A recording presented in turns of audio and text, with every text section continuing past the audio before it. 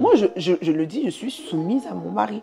Mon mari est mon autorité sur cette terre. Ça veut dire qu'il y a Dieu le Père, mon mari et ensuite ma famille. Nous, les hommes, on n'a pas besoin de grand chose.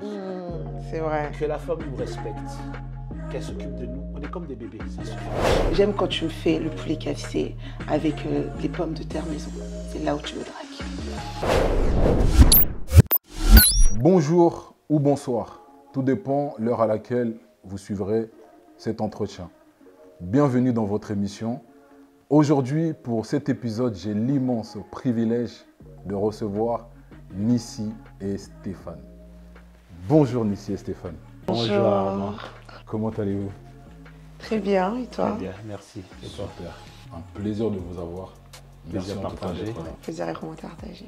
Je sais que ça n'a pas été évident avec vos emplois du temps hyper chargés. En tout cas, merci d'avoir trouvé le temps de répondre à cette invitation.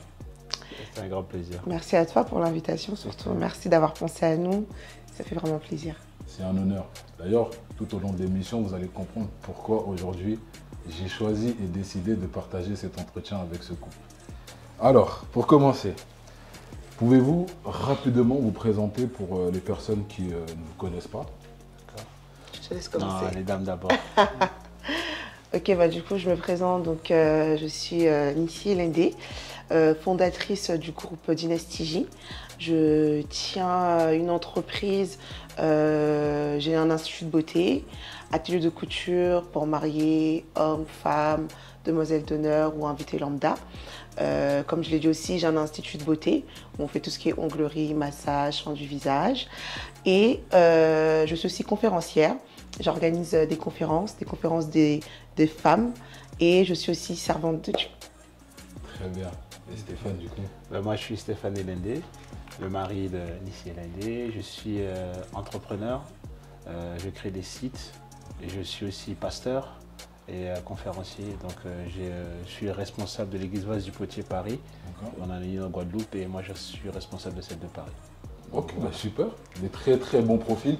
Donc du coup, je reviens sur, tu es pasteur et également entrepreneur. C'est ça. Donc du coup, les deux ne sont pas incompatibles. Ah non, pas du tout, loin de là. Loin de là. C'est une fausse idée de penser qu'être pasteur, c'est juste être cloisonné dans une vie spirituelle, or qu'il y a une vie séculière qui existe. Donc l'un ne va pas sans l'autre.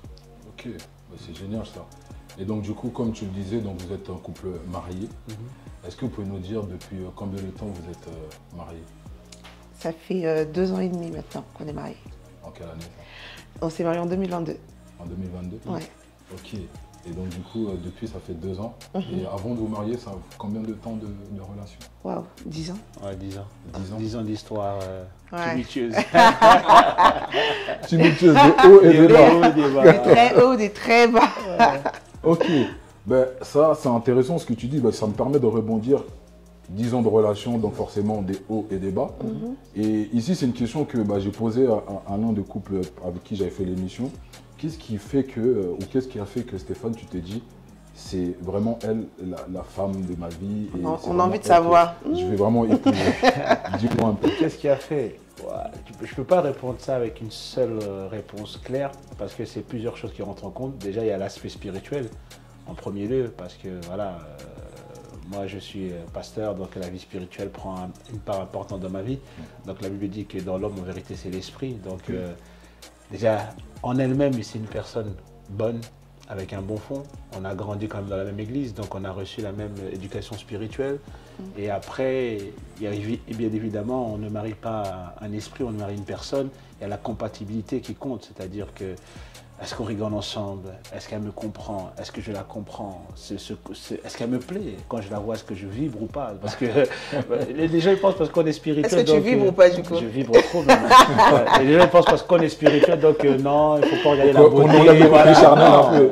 Il y a la chair qui compte aussi. C'est très important. Quand tu embrasses une personne, il faut que tu la désires. Sinon, voilà. Donc tous ces points-là ont été checkés. Et on fait que je l'ai choisi. Donc voilà, c'est une femme qui a rempli tous les désirs de mon cœur. Oh. Elle a rempli tout ce que je souhaitais avoir chez une personne. Et bien évidemment, on n'est pas dans le monde de bisounours. Il y a des réalités aussi qui font qu'on a dû s'adapter. On a eu des désaccords. Il y a des choses qu'avec j'étais pas du tout d'accord, mais on a trouvé le juste milieu. Aujourd'hui, je dis que j'ai fait le bon choix. Je vais l'épouser. Voilà. Très bien. Et du coup, toi, Nissi, comment, qu'est-ce qui a fait que tu acceptes de prendre Stéphane comme mari et de vivre ta vie avec lui? Bah alors moi, mon choix, c'est pas fait tout de suite. On peut raconter, hein. Je suis libre de parler ou pas? Ouais, j'aime bien le moi. Je sais pas ce que tu vas dire, mais... Sans à l'aise. Non, sincèrement, faut savoir Stéphane, c'est quelqu'un vraiment de très intelligent. Mais quand je dis très intelligent, pour moi, l'intelligence, vraiment, c'est quelque chose de très important pour moi. Déjà, comme il a dit, on va pas se mentir, au jour d'aujourd'hui, moi, je suis chrétienne. Et de base, vraiment, avant de commencer une relation, il faut qu'on puisse partager les mêmes valeurs, déjà. À ce niveau-là, comme il a dit, on a grandi dans la même église. Donc, on a reçu vraiment, entre guillemets, la même éducation spirituelle. Donc, c'était un plus.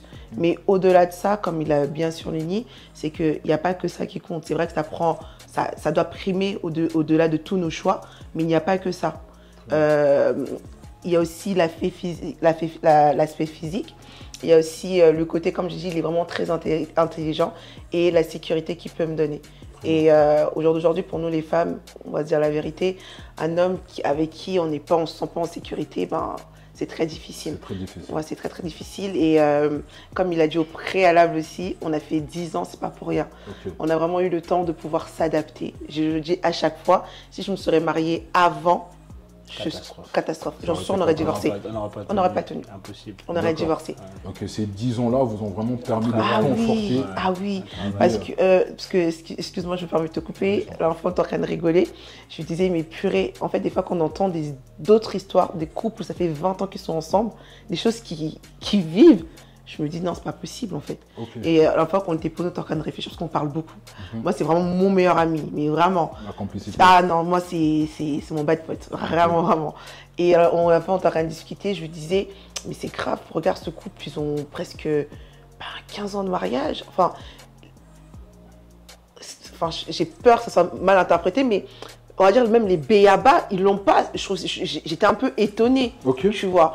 Et comme je dis, c'est très important pour nous, enfin ça a été très important pour nous de pouvoir passer ces 10 ans, de pouvoir, entre guillemets, nous accorder et rentrer dans le mariage. Très bien. Au jour d'aujourd'hui, bon, comme il a dit, il y a toujours des incompréhensions, il y a toujours des hauts et des bas, mais on a vraiment un fondement qui est bien posé. Mais c'est intéressant ce que tu dis avant de rebondir sur la prochaine question.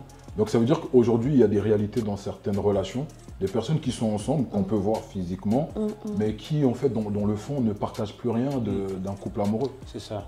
Et comment on peut expliquer ça? C'est dû à quoi? Pourquoi on ne se sépare pas naturellement si on partage plus rien? Parce qu'il n'y a pas de travail. En fait, le problème aujourd'hui, le mariage est conçu plus comme un acte qu'on doit faire pour prouver aux autres qu'on se marie, ou juste pour une impulsion, un désir, un envie, mais c'est pas ça. Il y a un travail. C'est comme tout, tu ne bâtis pas, je sais pas, un château sans fondement. Sans fondement, c'est sûr que ça va s'écrouler, même si tu prends les meilleures pierres, les meilleurs matériaux pour que le château soit beau de l'extérieur. Mais si dans le fondement, ce qui ne se voit pas n'est pas bâti, ça va s'effondrer. Ça va s'effondrer. Donc c'est ça la réalité. Aujourd'hui, il y a beaucoup de choses qui n'ont pas de fondement. Et en fait, les 10 ans, c'est pas juste pour dire qu'on a fait 10 ans. Non, c'est pas parce qu'on l'a voulu. C'était les processus de beaucoup de choses, de l'évolution, de la croissance, de la compréhension, qui a fait qu'on a cheminé, on arrive à 10 ans. Peut-être que on serait marié, enfin on serait connu il y a 3 ans en arrière, on n'aura pas fait 10 ans puisqu'on a une croissance déjà. Puis voilà. Donc c'est pas. Parce qu'on s'est rencontrés tôt, j'avais 17 ans. Tu avais 17 ans quand vous êtes rencontrés. Toi qui es un peu dans le milieu ecclésiastique, est-ce qu'aujourd'hui il n'y a pas une notion du fait que quand on est chrétien, donc croyant, on se met dans une relation, on a cette envie et ce désir de tout de suite se marier? Si. Parce que justement, on ne veut pas forcément vivre dans ce qu'on appelle le péché. Est-ce que c'est pas un danger ça? Bien sûr. Ah non, ça c'est pire qu'un danger, je peux répondre. Mais c'est pire qu'un danger parce que en fait, on se marie pas pour le sexe. Et la dernière fois, en plus, on parlait encore de ça. Nous, en étant chrétiens, vous pratiquez l'abstinence, bien évidemment, avant le mariage. Et la dernière fois, on était en train de discuter et on disait, mais en fait, qu'est-ce qui fait même la beauté de notre couple? C'est parce que notre relation n'a pas été bâtie sur le sexe. Tu vois ce que je veux dire? Bah, vu que bah, on n'a pas de rapport sexuel, on passe beaucoup de temps à parler, on passe beaucoup de temps à apprendre à se connaître, on passe beaucoup de temps à faire des activités, à des restos. Franchement, on a fini beaucoup d'argent d'ailleurs là-bas. Les restos, les cinés, tout ça. Donc, ça permet à ce qu'on puisse justement bien s'accorder. Voilà, consolider le couple. On n'a pas bâti notre couple sur le sexe. Tu vois ce que je veux dire? Beaucoup de couples aujourd'hui bâtissent leur relation sur le sexe. Sur l'aspect physique. C'est ça. Ce qui fait que ça les pousse à s'engager rapidement en fait. Mais en plus, le mariage déjà, c'est pas une fin en soi. Tu sais, le mariage, c'est juste, comment dirais-je, enfin, les gens, ils mettent en avant la fête, la robe blanche, c'est pas ça le mariage. Ça c'est un événement, ça c'est intense, c'est déjà une soirée, ça dure une journée, mais le mariage c'est toute une vie. Donc tu ne bâtis pas une vie sur un événement, tu ne bâtis pas une vie sur un échange de 5 minutes. Je vois la fille, elle est belle, elle me plaît, je me marie avec elle. Non, toi tu as passé 20, 30, 40 ans avec cette personne, donc tu dois connaître qui est cette personne, tu dois connaître ses faiblesses, ses forces, ses qualités, ses défauts, et tu dois les accepter. Parce que si tu n'acceptes pas les faiblesses de la personne, une fois que tu es dans le mariage, ça va s'empirer. Et tu vas vivre avec la chose, avec une personne que tu n'aimes pas son caractère, tu n'aimes pas, tu peux ne pas aimer une chose, mais la supporter. Mais si tu n'arrives pas à la supporter, tu fais comment? Donc pendant 20 ans, tu ne vas pas supporter. Ça peut être rien, juste, je sais pas, un tic qu'elle a qui ne te plaît pas, mais tu ne le supportes pas. Mais tu dois déjà apprendre à passer ce cap-là dans le fiançailles, dans la connaissance. C'est ça, quoi. En tout cas, merci pour ce rappel. C'est très important pour les personnes qui aspirent au mariage et qui aujourd'hui, par les propos de ce couple marié, comme on dit, les conseils sont toujours bons à prendre. Et revenons un peu, dans l'entretien, on va parfois rétropédaler, on va passer d'un sujet à un autre. Là, comme on parle vraiment du mariage, est-ce que vous pouvez nous dire en combien de temps justement vous avez organisé votre mariage lorsque vous avez décidé? Entre, ok, là maintenant on va se marier et la fête en elle-même, combien de temps s'est passé? Quelques mois. 5 mois? Quelques mois. Quelques mois, 5 mois. Quelques mois. En fait, on a eu plein de péripéties. On a dû, puisque c'était période Covid, donc on a dû à chaque fois changer de date par rapport à d'autres paramètres qui rentrent en compte. Mais quand vraiment les dates ont été fixées, en quelques mois. C'est vrai que... Parce que du coup, on a même...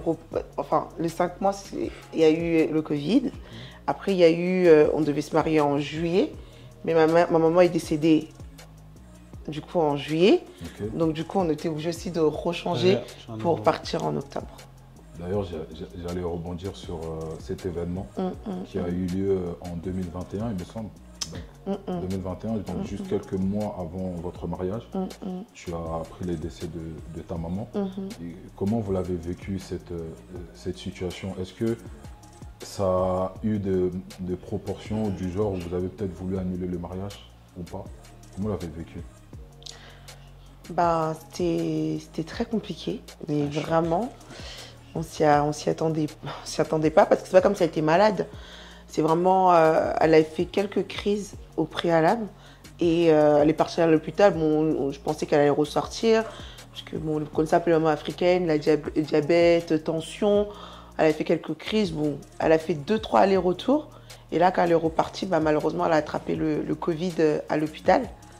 Et en plus, le truc qui est drôle, entre guillemets, c'est que je ne voulais pas du tout qu'elle vienne en Europe parce que j'avais peur qu'elle puisse avoir le Covid. Je lui ai dit non, c'est maintenant tu restes en Afrique. Et bon, Dieu est souverain de toutes choses. Elle a attrapé malheureusement le Covid à Kinshasa. Et parce que là-bas, ils ont des hôpitaux un peu qui sont un peu séparés, entre guillemets, des gens un peu aisés et des gens, voilà quoi. Et les gens aisés, comme ils arrivaient d'Europe, justement, quand ils arrivaient à l'hôpital, il y a eu une sorte de série d'infections au niveau des Covid et malheureusement, elle a succombé à ça. Donc ça s'est passé ici en France, hein, c'est ça? Non, à Kinshasa. Ouais. Donc elle est décédée là-bas. Ouais. Et du coup, comme je disais, par rapport au mariage, est-ce que ça a eu un impact? Énormément. Bon, sur le coup, on ne savait même pas quoi faire. On ne savait même pas si on voulait continuer ou pas. Donc on était vraiment dans le... En fait, c'est même pas que simplement le fait d'avoir perdu simplement maman, c'est tout en fait. Son père était déjà parti, donc il restait que sa mère. Et elle s'était fait aussi cette volonté de vraiment, c'est la dernière de la famille, donc voilà, elle voulait vraiment mettre sa fille. Voilà, donc c'est tout ça, c'est l'amour qu'elle avait pour sa fille, l'envie de nous voir se marier. C'est un choc total, surtout quand tu n'es pas prêt, surtout quand, voilà. En fait, à chaque fois qu'on avait repoussé, c'est parce qu'elle ne pouvait pas venir. Elle pouvait pas venir. Voilà, donc on ne pouvait pas se marier sans elle. On voulait pas. Voilà, on pouvait pas, donc on voulait absolument qu'elle soit là. Donc on repoussait à chaque fois la date pour qu'elle puisse trouver son temps, comme c'est une femme d'affaires, pour qu'elle puisse parmi nous.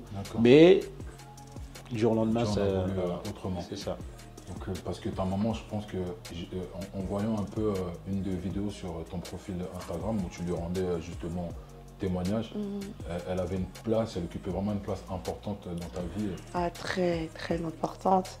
Parce que ma maman, c'était une femme d'affaires, une très, très grande femme d'affaires à Kinshasa. En fait, moi, je suis née à Kinshasa. Je suis venue ici à l'âge de 8 ans.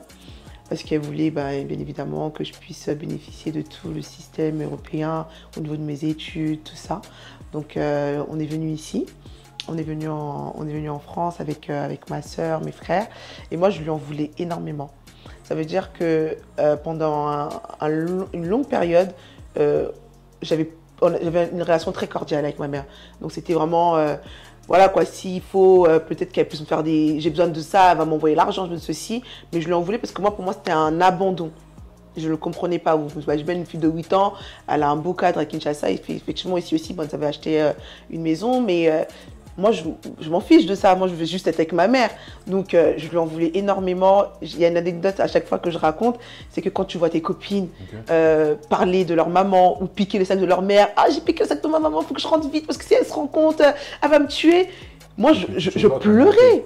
J'en pleurais. Moi, les sacs, elle pouvait me les acheter. Mais c'est pas le côté de matériel, mais c'est le côté vraiment d'être avec ça, de partager ces moments-là avec sa mère, quoi. Sa mère, ouais. Donc, c'était un peu ça. Et bon, en grandissant, en connaissant le Seigneur, là, j'ai pardonné. Et comme je dis, le temps où j'ai pardonné et le temps où elle est partie, on a vraiment passé très peu de temps ensemble. Donc, c'est un peu ça, ton plus grand regret, de pas avoir suffisamment. Malgré tout, je pense que vous avez trouvé les ressources nécessaires pour quand même continuer dans cette démarche donc de la célébration du mariage. Et quel souvenir vous gardez de cette journée de mariage? Si vous devez nous raconter un souvenir qui vous a marqué particulièrement lors de cette célébration. Stéphane? La journée entière, hein. Moi j'ai eu un parcours de vie assez compliqué. Et je suis passé à côté de beaucoup de choses dans ma vie et je ne voulais pas passer à côté de cette journée. C'est-à-dire que pour moi, voilà, dans ma conception de la vie, je me marie une fois. Donc je voulais avoir... T'as intérêt, hein. On te le souhaite, hein. Non, c'est sûr, il n'y aura même pas de terminus. Voilà, c'est terminus. Donc pour moi, je voulais avoir vraiment... ma journée, quoi. Je voulais ma journée. Et en fait, c'est tout du début à la fin. C'est toute la journée. Il n'y a pas un moment donné, début à la fin. Tous les moments, voilà. Et toi, du coup, est-ce que tu as un moment pareil, hein. Pareil. J'ai aimé toute la journée. Franchement, c'était extraordinaire, hein. C'était beau, c'était vraiment ce qu'on voulait. Ça va vite. Hein. Ouais, par contre, c'est vraiment ça, là, je suis d'accord, c'est que ça va trop vite. Donc, il faut vraiment profiter de chaque moment, en fait. Et non, franchement, toute la journée. C'est une belle. C'est génial, en tout cas. Et Stéphane, pendant que tu parlais, tu m'as mis un peu la puce à l'oreille par rapport à ton parcours. Et tu en as parlé d'ailleurs aussi, je pense, rapidement sur tes différents canaux de communication. Est-ce que tu peux nous dire justement qu'est-ce qui s'est passé à un moment de ta vie? Parce que tu n'as pas toujours été pasteur, bien évidemment. Est-ce qu'il y a eu un événement majeur ou des événements qui t'ont apporté ce déclic et qui t'ont emmené justement aujourd'hui en tant que serviteur? Pasteur. Je suis un jeune qui a grandi à Paris, dans le 10e arrondissement. Et comme tout jeune qui grandit à Paris, et surtout dans l'influence des quartiers, forcément on commence à avoir une vie un peu de vol, d'agression, de bagarre, des guerres de cité, des guerres de gangs, tout ce travail, et j'étais dedans, j'étais pleinement dedans. Et à un moment donné, on veut aussi, comment dirais-je, on veut vivre, on veut profiter de la vie. Mais on n'est pas mature pour comprendre que la vie, c'est aller travailler, donc on cherche l'argent par des moyens qui sont illégaux. Facile. Voilà. Et donc, j'ai volé, j'ai braqué, j'ai agressé, je me suis battu, j'ai eu des armes à feu, j'ai eu à tirer, encore. Donc toute cette vie-là, quoi. Regarde ma tête. Je suis surpris là. Toute cette vie-là. Et donc un jour j'ai fait une grosse bêtise, Ok. ouais, et qui m'a écopé de 6 ans de prison, et dont j'ai fait 4 ans et demi de prison. Ouais, j'avais 18 ans. C'est de là que tu as connu le Seigneur? Non, pas du tout. C'est longtemps après ça. Longtemps après, parce qu'une fois entré en prison, il faut dire que moi j'ai grandi voilà, dans un quartier où on est beaucoup de footballeurs. Ok. Donc le foot était vraiment, donc j'étais un sportif, tout ça. Donc, une fois entré en prison, j'ai accumulé encore plus de bêtises. J'ai commencé à fumer. J'ai commencé à fumer d'abord la cigarette, après je suis tombé dans le shit. Donc une fois sorti de prison, j'étais un gros drogué. Donc, mais à ce moment-là, ma mère avait connu le Seigneur. En fait, moi quand je suis allé en prison, ma mère, c'était une fan de JB, pour ceux qui connaissent. Donc, c'était moi, sa petite bière, sa petite Henken. Donc, j'ai laissé une maman congolaise, quoi. Sa petite Henken, son petit JB. Elle tue sa vie. Et je sors, parce qu'entre-temps, elle a accepté Jésus-Christ, mais elle ne m'avait pas dit. Et je sors de prison, je vois plus de bière, plus de chansons mondaines. Elle va à l'église et tout, des louanges. Il arrive quoi cette dame-là, tu vois.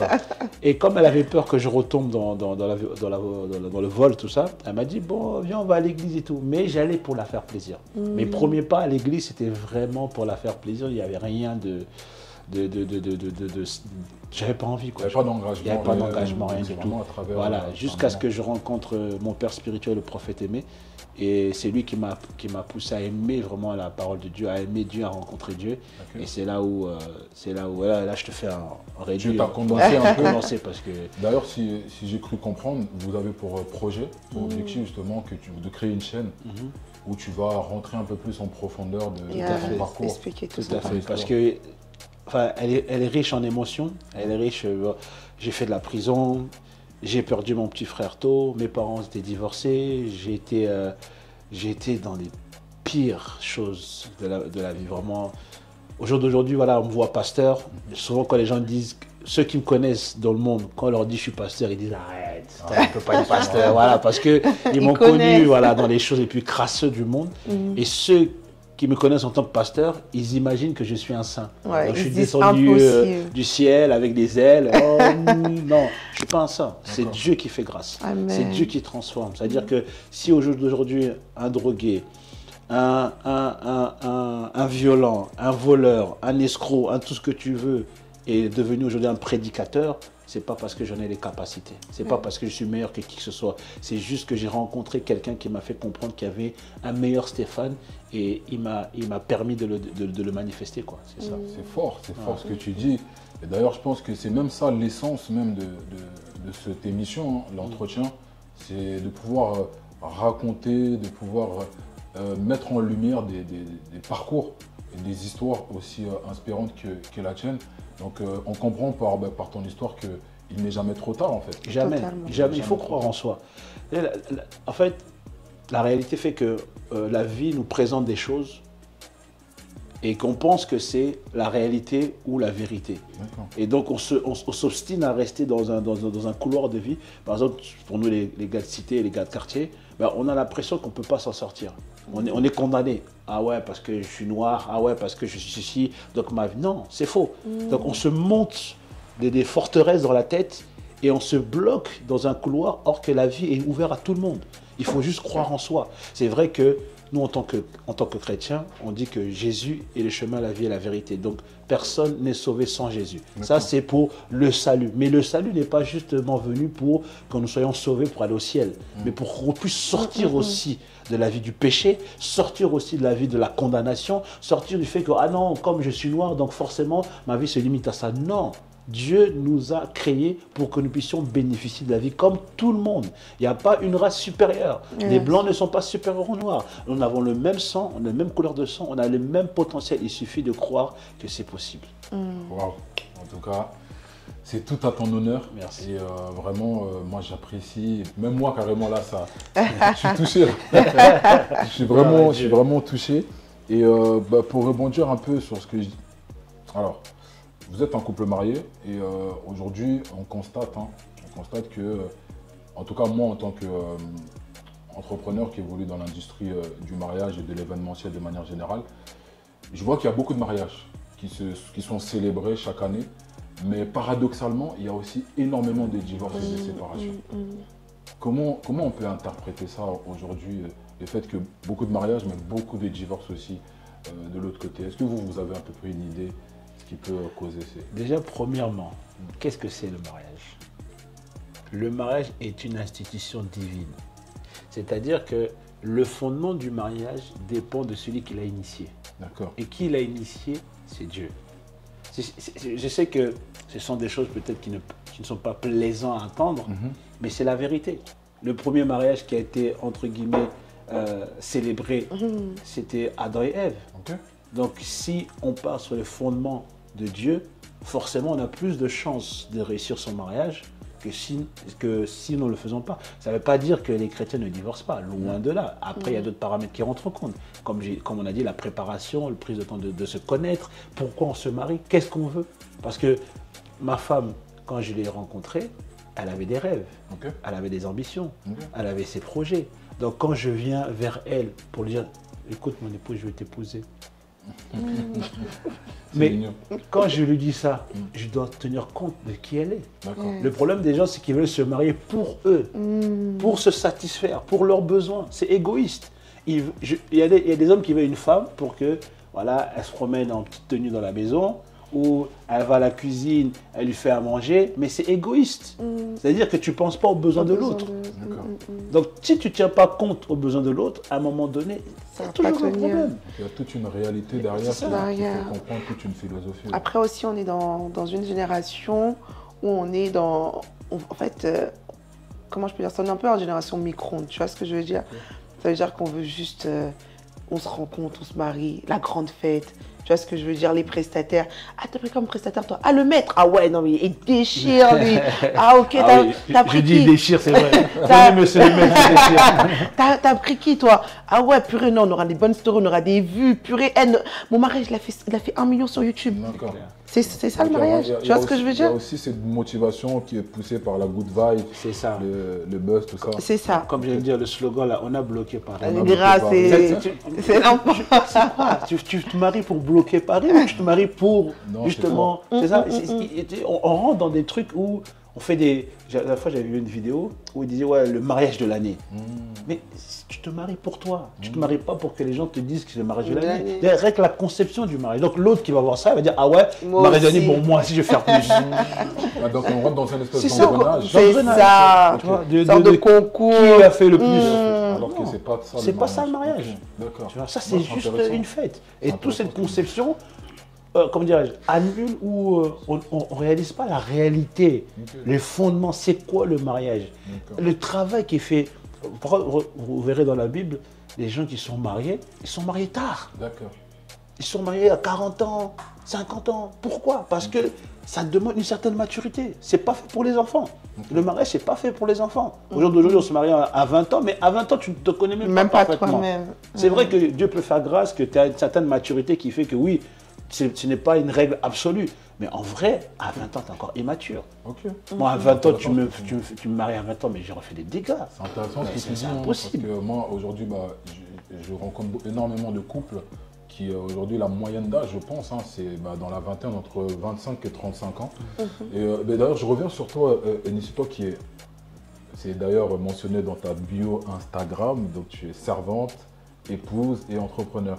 Comment tu fais pour concilier justement ces 3 statuts dans ta vie quotidienne? On va parler beaucoup de Bible, mais vu que c'est notre fondement. Avant même de parler aussi de la Bible, je vais vous donner un témoignage. Moi, je sors d'une famille où ma mère était entrepreneuse. Et mon père aussi était entrepreneur, mais il avait fait faillite. Et ça veut dire qu'on vivait sur le, on va dire, sur le crochet de maman. Ok. Ensuite, maman, bon, après papa commençait à travailler avec maman, mais le business était vraiment le business de maman. Ma mère, je ne l'ai jamais entendue dire Nanda Koyo, Ngabunape Sakambongo. Tu vois des trucs, j'interprète. Dans cette maison, c'est moi qui sors l'argent. Tu peux pas aller faire ceci, tu peux. Jamais. Ma mère, j'ai reçu une éducation où ma mère, elle me disait toujours ton mari est ton roi. Ton mari. C'est fort ce que tu dis. Hein. C'est pas du tout les propos qu'on attend actuellement. Ah oui, oui. Ton mari est ton roi. Ton mari est le chef de la maison. Qu'il ait l'argent, qu'il n'ait pas l'argent, qu'il manque pas, ça reste toujours lui au sommet. La soumission. On parle beaucoup de la soumission aujourd'hui qui est devenu un mot. Un mot qui est mal interprété. Vraiment, c'est ça. C'est ça. Aujourd'hui, on a l'impression qu'il y a. J'ai dit on a l'impression parce qu'effectivement, on est tous aujourd'hui sur les réseaux, on voit les médias. Aujourd'hui, je vois des débats sur est-ce qu'une femme doit-elle être soumise et ça fait des débats. Aujourd'hui, les femmes refusent. En parlant de ça, j'ai vu un tweet, la dernière fois, une femme qui disait justement qu'elle est prête à respecter son mari, mais il ne faut pas abuser, je ne peux pas être soumise. Moi, je le dis, je suis soumise à mon mari. Mon mari est mon autorité sur cette terre. Ça veut dire qu'il y a Dieu le Père, mon mari, et ensuite ma famille. Et je le dis clairement à ma famille le savent. De toute façon, on a été élevés et éduqués comme ça. Ça veut dire que comme je rebondis par rapport à ce que je suis en train de dire, ma mère m'a toujours dit que ton mari doit rester le chef de la maison. Même s'il manque, même s'il ne manque pas, c'est ton boss. Donc, j'ai grandi, entre guillemets, avec ces valeurs-là. Donc, je ne peux pas venir au jour d'aujourd'hui et pouvoir, entre guillemets, rentrer dans un mood, oh non, j'ai mon argent, j'ai pas besoin d'un mari. J'ai besoin de lui, j'ai besoin de lui. Malgré que tu sois entrepreneur. Bien sûr, je peux gagner plus, je peux gagner moins. Ça reste mon autorité. Mais du coup, Stéphane, comment toi, ce mot-là, quand on dit que la femme te doit être soumise, comment tu l'interprètes, toi? Tu le pratiques comment? Est-ce que tu arrives à la maison et fais-moi la soumise? Déjà, comment tu vis cette notion? Déjà, avec ma conception de la vie, une femme qui n'est pas, entre guillemets, soumise, ça n'aurait pas fonctionné. Parce que, voilà, comme on dit, on est des Africains, on est des Bantous. Donc, on est avec une certaine vision du mariage ou de la vie. Donc, déjà, une femme qui manque de respect à son mari, mais c'est impossible. Le manque de... Nous, les hommes, on n'a pas besoin de grand chose. C'est vrai. Que la femme nous respecte, qu'elle s'occupe de nous, on est comme des bébés, ça suffit. Ces deux choses-là, si on les a... Est-ce que tu peux dire des gros bébés? Parce que bébé, là, ça... C'est vrai, j'avoue, des fois... Oui, nous, on est des bébés. Un homme, c'est un bébé. Un gros. On est là, chérie, un gros, chérie. Un gros. Bon, un gros bébé.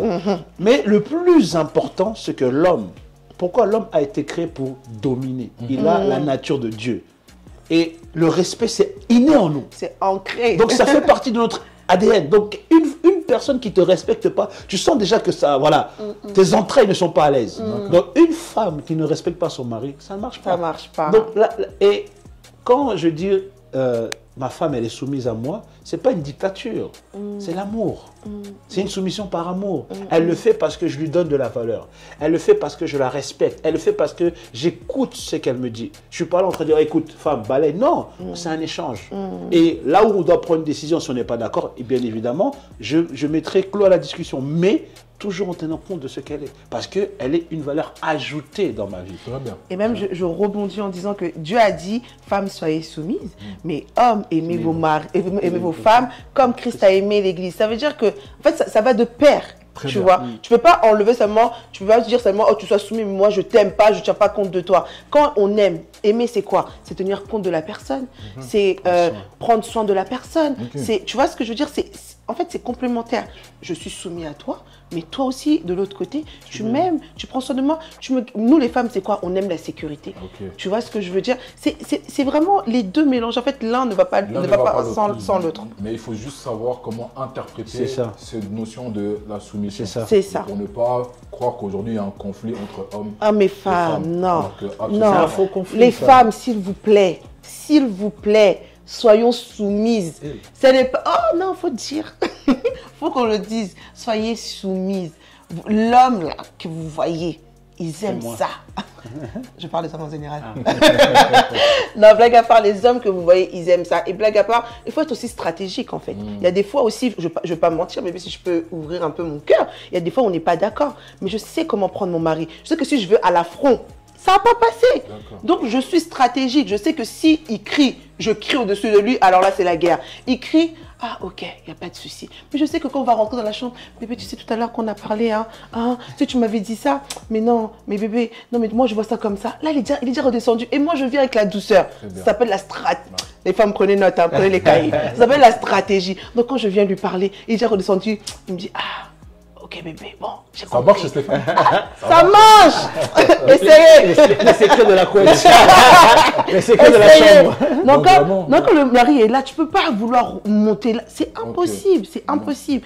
C'est une stratégie qu'on doit adopter les filles. C'est pour ça que je donne rendez-vous à la pyjama party. On en parlera plus tard. On en parlera avant de conclure l'émission. Donc vraiment, je pense que pour résumer ce que nous venons d'évoquer, soumission ne veut pas dire esclavage. Non, pas du Soumission tout. ne veut pas dire esclavage. Dans la soumission, il y a l'amour, La il y a femme, le c'est respect. pas un objet. Donc il faut, franchement, c'est un faux débat, je pense. Bah oui. Totalement. À mon sens. En fait, Perdre du temps. c'est un débat pour casser les normes. D'accord. En fait, c'est un débat pour faire que la vie du mariage soit détruite. Parce que ce sont ces conceptions qui détruisent le mariage. Parce que si maintenant il y a deux chefs dans le foyer, qu'est-ce que ça va faire? Il y aura une lutte, l'anarchie. Donc chacun voudra montrer à l'autre qu'il est... C'est pas l'amour, ça. Ça, c'est un combat. C'est un duel. Donc forcément, ça détruit. Donc moi, pour moi, c'est même un débat diabolique. C'est poussé par des esprits mauvais pour justement détruire. La société, c'est quoi? C'est la famille, c'est le mariage. Toute société est bâtie sur des foyers. Donc si le foyer est détruit, les enfants derrière, pas de repère, pas de père, pas de repère, ils vont traîner et ils vont braquer, ils vont voler, c'est ça. Ok, Tu vois pourquoi? Parce que le socle de la société, c'est la famille, est détruite. très bien. Donc les conséquences sont beaucoup plus grandes que le fait d'être soumise ou pas. Non, ça va beaucoup plus loin que ça. Très bien, très bien. En tout cas, vraiment merci pour ce rappel. Donc je répète, aujourd'hui je suis accompagné du couple Nissi et Stéphane. Donc un couple d'entrepreneurs, mais pas que. Ils sont aussi dans le service de Dieu, si on peut dire ça ainsi. Et vraiment, on va basculer un petit peu, comme je disais, on allait beaucoup faire on arrive un peu à la fin de cette émission. Parlons un peu justement de vos projets personnels. Donc, Nissi, toi, aujourd'hui, tu tiens un institut, c'est ça? C'est ça. Qui est situé où? Si tu peux juste dire où est ton institut et s'il y a des femmes qui peuvent être intéressées par ça. Même des hommes, parce que toi, tu viens faire tes soins. Ah oui, c'est vrai. Effectivement. Ok. Alors, comme on l'a dit tout à l'heure, donc mon institut est à Aubervilliers et je n'ai pas qu'un institut, du coup, c'est vraiment comme le slogan, on l'appelle la beauté en amont. Donc, j'ai le côté institut en haut et l'atelier, du coup, qui est en bas et on est à Aubervilliers, Dynastie J. D'accord. L'adresse. 53 rue Orto, pardon. Et est-ce qu'il y a des projets à venir prochainement? Qu'est-ce que tu prépares justement dans ton parcours et ta démarche entrepreneuriale? Alors là, en ce moment, comme je disais tout à l'heure, je suis vraiment en train de faire beaucoup de conférences. Là, il n'y a pas très longtemps, j'ai organisé une conférence. Parce que ma première conférence que j'ai organisée, c'était la Beauty Day. C'était en 2020. Non, en 2019, non, c'était en 2020. Non, c'était en 2019 parce que c'était avant le Covid. Après, il y a eu le Covid et la perte de maman. J'ai eu ma période où j'étais un peu en dépression, on peut le dire. J'étais vraiment très mal. Okay. Et ensuite, par la grâce de Dieu, j'ai quand même réussi à me relever. Et là, du coup, j'ai fait le premier événement de l'année qui était le Beauty Brunch, qui était un succès. Franchement, c'était vraiment top. Et là, du coup, j'enchaîne avec un deuxième événement qui s'appelle la Pyjama Party, la chambre de la transformation. On sera avec plusieurs femmes, on va parler un peu des secrets, donner des tips. Il y aura une sexologue qui va nous apprendre à comment prendre soin de notre corps. Il y aura, comment on appelle ça, des pasteurs qui vont nous parler un peu de comment ils ont fait justement pour aider leur mari à guérir de leurs blessures intérieures. Il y aura vraiment plein de panels de la restauration. Vraiment plein de choses. Et en plus de cela, l'argent qu'on va récolter, bon pas toute la somme, mais une partie, on a trouvé une association fiable au Congo. Je pense que tout le monde sait ce qui se passe à Goma. Et on va faire un don à cette association-là pour aider justement les enfants défavorisés à Goma. Parfait, c'est génial. Et Stéphane, est-ce que toi, tu as des projets ou bien tu soutiens ta femme dans tout ce qu'elle fait? Ah oui, c'est sûr. C'est mon premier fan. Faut, comme on a dit justement, tout projet c'est un projet qu'on débat déjà ensemble. Donc elle m'apporte toujours ses visions et je la soutiens à 10 000 %. Si c'est sur les réseaux, c'est que je suis derrière, donc je soutiens 10 000%. Moi, après, on me retrouve à l'église. Ma première position, je suis pasteur à l'église Vase du Potier de Paris. Je soutiens Montreuil. Donc, je reçois aussi, je consulte aussi des gens qui ont besoin de partager leur parcours. Il n'aime pas dire coach. Pourquoi? J'aime pas dire coach parce qu'on est dans une société où tout le monde veut être coach. Je ne veux pas me mettre dans une casquette pour ressembler. Non, j'accompagne des gens, j'aide les gens qui veulent s'en sortir, les aider dans leur même niveau finance, niveau entrepreneuriat, donc à ce niveau-là. Donc on peut me retrouver sur ma page, on peut me contacter sur ma page s.lnd. Et puis voilà. Ta chaîne YouTube oui. et ton podcast. Ce que tu prépares. Ma chaîne YouTube. Donc très bientôt, je vais lancer ma chaîne YouTube. Et sur cette chaîne YouTube, il y aura mon témoignage vraiment de A à Z, comme j'ai dit, mon parcours, tout ce que j'ai pu connaître dans ma vie de voyocratie et jusqu'à devenir pasteur. Mon ancienne vie, bien sûr, bien évidemment. Et aussi partager la parole de Dieu. Ce sera aussi vraiment beaucoup tourné sur le partage de la parole de Dieu, amener les gens à connaître le Christ, qui est notre Seigneur et Sauveur. Et on a aussi un podcast qu'on va bientôt aussi mettre en ligne. Donc voilà un peu ce qui se prépare de mon côté. En tout cas, moi, je ne peux que vous souhaiter tout le meilleur du monde. Merci. Que vos projets aillent de l'avant. Amen. Que tout marche. Parce que comme je le disais justement avant de vous recevoir, j'aime énormément votre histoire, votre couple. Parce qu'aujourd'hui, je pense que vous pouvez en inspirer d'autres.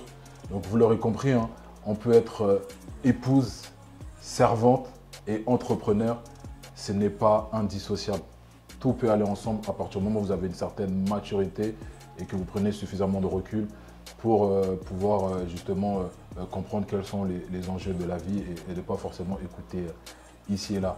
Merci d'avoir passé ce moment avec nous. Merci à toi. Avant de finir, il y a on va dire une petite animation que j'aime bien faire. C'est soit qui de vous deux, ou on va dire aujourd'hui, je vais vous laisser un petit peu vous dire quelques mots pour savoir justement ici quels sont les actes ou les actions que Stéphane peut poser, que toi tu considères ça comme une drague, ou comme si tu continuais toujours à te séduire.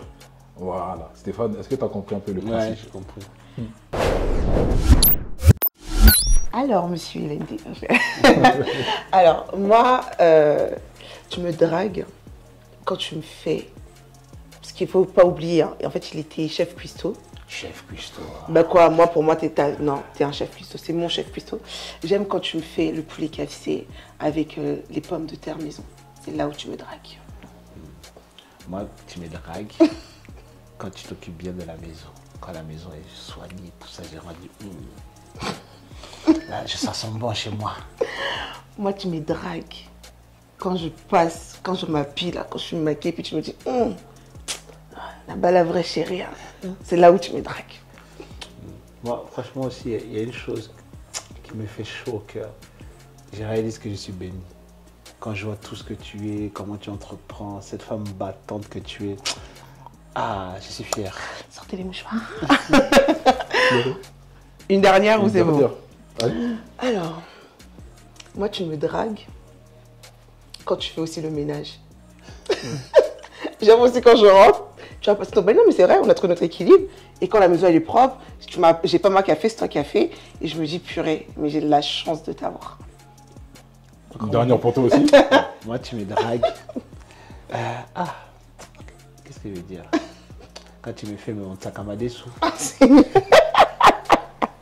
Son plat préféré. Bien assaisonné. Quand je mange le madessou avec le riz bien chaud, là, comme je l'aime. T'aimes trop manger, bébé. Ah non, ça c'est inexprimable. Ok. Vous avez failli m'emporter cette histoire d'amour. En tout cas, Nissi et Stéphane, merci infiniment. C'était vraiment un plaisir d'avoir partagé ce moment avec vous. Merci pour tous les conseils que vous avez pu partager. Je pense que beaucoup se retrouveront. Encore une fois, merci d'avoir accepté cette invitation. C'était vraiment un honneur pour moi. Et en espérant se revoir très prochainement pour d'autres projets. Bien sûr. Moi, je voudrais dire aussi que tu es vraiment quelqu'un que j'ai rencontré comme prestataire. Il ne faut pas oublier. Voilà. À la base, je t'ai connu le jour de mon mariage, enfin un peu avant. Mais ce que j'ai découvert en toi, c'est ce cœur. c'est pas simplement un prestataire. Parce qu'au jour d'aujourd'hui, il y a tellement de prestataires qui viennent que pour prester, que pour leur argent, mais toi, tu mets ton cœur dedans. Et ce que j'aime, moi, chez les gens, c'est le cœur. Donc, tu es quelqu'un de vrai. Voilà pourquoi je voulais vraiment faire cette émission avec toi, parce que j'aime comment tu travailles. Tu es élégant, tu es soigneux dans ce que tu fais, tu vas jusqu'au bout des choses. Et vraiment, tous ceux qui rencontreront d'une manière ou d'une autre Armand, soutenez-les dans tout ce qu'il fait. Parce que faut qu'on se donne de la force. Et quand quelqu'un fait bien les choses, il faut le dire. On attend, comme on dit, aimons-nous vivants. N'attendons pas que, voilà, n'attendons pas que tu sois au sommet. Ah, je le connais. Non, c'est maintenant. Donc, ton émission, il faut la soutenir. Tes projets, il faut les soutenir. Tout ce que tu fais, nous, on sera toujours avec toi parce que vraiment, on a appris à aimer la personne que tu es et vraiment, j'apprécie énormément. Je suis énormément touché. Merci beaucoup, infiniment, en tout cas, pour ces mots. Avant de conclure cette émission, je voudrais remercier les différents partenaires d'Allospa chez qui est tournée cette émission. Donc, un Airbnb soigneusement préparé pour vous si vous voulez passer des séjours en amoureux et vous tenir un peu loin de tous les soucis de Paris. Je remercie aussi toute mon équipe de réalisation, l'équipe Ndombe Team. Restez connectés, on se retrouve très prochainement pour de nouvelles aventures avec d'autres profils. C'était Armand Lemaître et surtout n'oubliez pas d'activer la cloche et abonnez-vous sur la page YouTube.